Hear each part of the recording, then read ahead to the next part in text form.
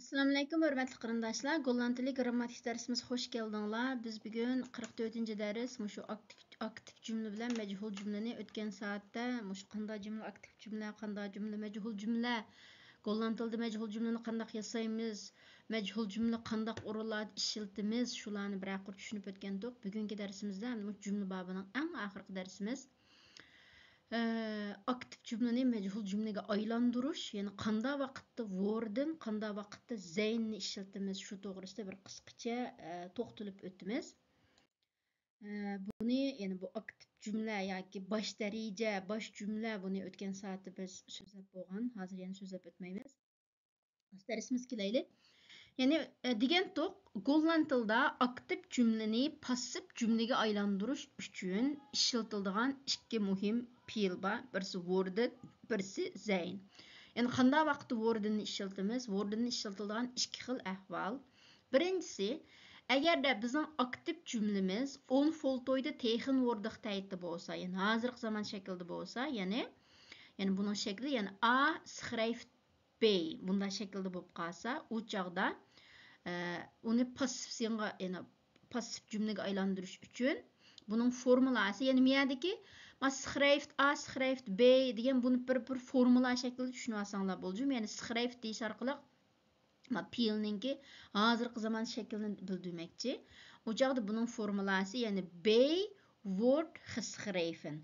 O chog'da bu cümle hozirgi zaman pütken cümle bo'lib ketadi. Yani tegen worddiq voltooyda deyt. Mesela de jongen trapte bal weg. Yani oğul bala topni tipetti, tepti degan cümleni pasif cümlege aylandırsak, o çağda de bal wordt weggetrapt. Door de jongen yani. Door de jongen deb qatsak mı oldu, qatmasak mı oldu? Yani top tipetildi. Yani oğul bala topni tepti degani top tipetildi. De bal wordt weggetrapt. Yani bir misal. Alem slaat in hond. Yani alem bir itni urdi deganni. De hond wordt door alem geslagen. Yani it alem tarafidan uruldi. Yani de hond wordt geslagen. Yani bunun formulatie wordt geschreven. Ja, wordt geslagen, wordt weggetrapt. En ikinci ahval bu woordenninki agar de cümle verleden tijd bo'lsa, on voltooyda verleden tijd bo'lib qolsa, u chog'da buning yani bu cümle yani a schreef b bunday shaklda bo'lib qolgan vaqtda, yani schreef degan schreefning verleden tijd schreef emasmi? Bunday ahvolda bo'lgan vaqtida u chog'da biz uni passiv cümlege aylantirish uchun wordninki ham verleden tijdni ishlatamiz. U chog'da buning formulasi b werd geschreven bo'ldi. Masalan, bu cümle de jongen trapte de bal weg. Yani oğul bala topni tepti, tipip etkendi degan cümle o çağda de bal werd weggetrapt. Yani top tipivetildi deb o'zgaraydi. Yoki alim suluh in hond, yani sılanның o'tgan zaman shaklida keladi. Yani alim bir itni urdi. O çağda de hond werd door alem geslagen. Yani it alem tarafidan uruldi degan ma'noda. Endi qanday vaqtda zayn ishlatamiz degan vaqtda agarda bizningki aktiv sinimiz, aktiv cümlemiz pütken zaman shaklida bo'lgan vaqtida voltooyda tegen worddiq deyt. Yani a heeft b geschreven. Bunday shaklda bo'lgan vaqtda u chog'da bunun formulası B is geschreven. Yani başta iş hareketini alımız. Yani başta iş hareket orundalgan şeyini alımız. Onun geyinden is geschreven. Mesela de jongen heeft de bal weggetrapt. Yani oğul bala topni tipivetti degan cümleni yani normal voltooyda tegen worddiq deytdagi cümle. Biz bunu pasif cümlege aylandırsak de bal is weggetrapt. Yani top tipivetildi buludu.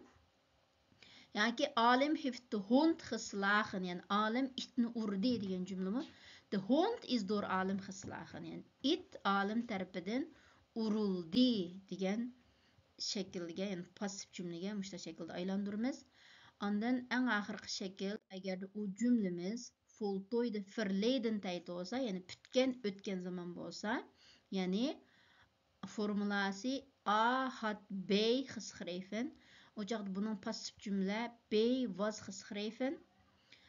Şu mesela de jongen had de bal weggetrapt. Yani oğul bala topni tepevetti degan cümle. O çağda de bal was weggetrapt. Yani alem had de hond geslagen. De hond was door alem geslagen. Yani qanda vaqtda worden, qanda vaqtda zeyn işletimiz degan vaqtda endi formulasi mushu. Bu endi Golland dil grammatikasida bu aktif cümleni pasif cümlege aylandırış, pasif cümleni aktif cümle şekilde ifadelash, endi ta'sirroq grammatikaning birisi. Eng ta'sir grammatiklarning birisi desek bo'ldi. Şoňa hem normalda pasif cümleler onda bek köp işletilip ketilmeydi. Bek köp işletilip ketilmeydi. Lekin bu hem keyinchi kitap o'qib qolib qolsanglar bo'libmi rasmiy bir kasblarga kirgan vaqtda doim ishiltamasanlarmi lekin hech bo'lmaganda pasif cümleni cümlede farqlantirib to'g'ri tushunilishinglar intayin muhim. Şun bunun grammatikasini so'zildik, balkim bu grammatikani anglab yanalam bek tushunishga bo'lmagan bo'lishi mumkin. Şun bunu bir qayta bir qitib anglab chiqishinglarni, mush jadvalni qayta ko'rib chiqishinglarni tavsiya qilaman.